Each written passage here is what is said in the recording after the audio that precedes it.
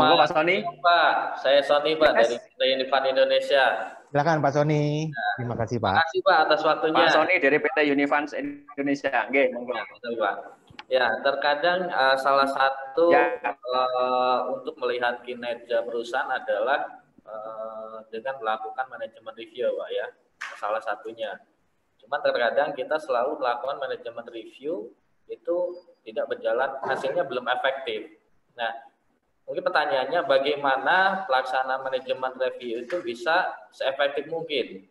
Karena sebenarnya kita sudah berusaha semaksimal mungkin setiap permasalahan yang ada, inputnya itu kita sampaikan. Cuman saya rasa untuk apakah efektif apa tidaknya itu pelaksanaan manajemen review, kita masih agak kesulitan. Sorry, Pak Sony, minta maaf. Saya lagi habis break. Bisa diulang? Oh ya, baik Pak. Salah satu totally putus. Salah satu untuk melihat keefektifan sistem atau kinerja perusahaan adalah manajemen review salah satunya ya Pak ya. Yes. Cuman terkadang apakah manajemen review itu bisa kita katakan efektif apa belum, itu kita masih agak kesulitan ya.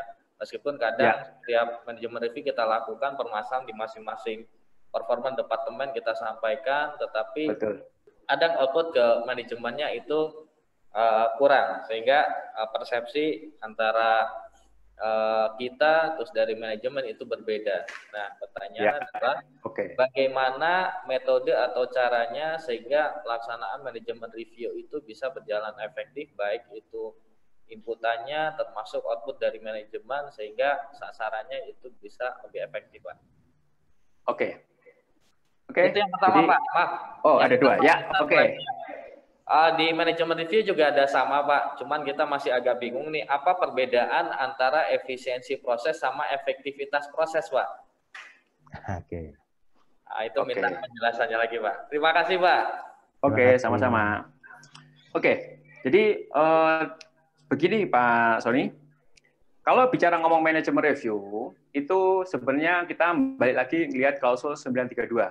932 kalau dalam ISO 91 kalau nggak salah ada 12 item tadi yang saya sudah jelaskan. Kalau di PT Univans ini sudah otomotif industri kalau nggak salah 32 item. Kalau nggak salah ya. Jadi yang Anda harus terjemahkan begini dulu. Kalau ada item misalkan mengenai risk and opportunity misalkan. Nah, apa yang Anda laporkan? Itu harus clear dulu. Siapa yang melaporkan? Misalkan, kalau saya sebagai orang produksi, kalau ngomong sebagai orang maintenance misalkan, saya akan ngomong terkait dengan maintenance, saya bukan hanya ngomong performance maintenance terkait dengan repair mesin atau lain-lain, tetapi mungkin saya akan ngomong risk. Misalkan beberapa mesin sudah menua, beberapa mesin sudah berbunyi, beberapa mesin mungkin jalannya sudah terseok-seok. Nah, begitu. Jadi kadang-kadang kita memang memberikan input ke top manajemen kita tidak cukup baik mengambil keputusan. Yang ketangkep adalah seolah-olah top kita meng-hide problem. Padahal beliau butuh inputan itu sehingga bisa menetapkan output, bisa mengambil keputusan. Ya, meskipun kalau saya ngomong adalah keputusan itu tidak harus hari ini meeting, harus ini dikasih input, besok dikasih atau hari ini mengambil keputusan, tidak. Ya. Tugas kita adalah memberikan input. Nah, yang sering menjadi kendala adalah memang input kita itu tidak cukup baik. Data yang kita berikan ke beliau tidak cukup akurat atau memang kita tidak tahu mana yang seharusnya kita laporkan. Ya, jadi kita cenderung melaporkan hanya KPI saja. KPI. Padahal selain itu banyak. Misalkan status problem kan gitu ya. Jadi kalau kita ngomong misalkan ada 12 input. Nah, salah satunya adalah ngomong KPI. Tapi itu kan salah satu dari 11, dari 12. Berarti yang 11 yang lain apa? Nah, itu yang harus difahami.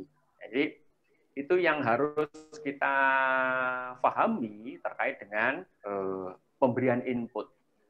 Tugasnya, kalau bicara ngomong manajemen review, perlu prosedur nggak? Saya sarankan perlu.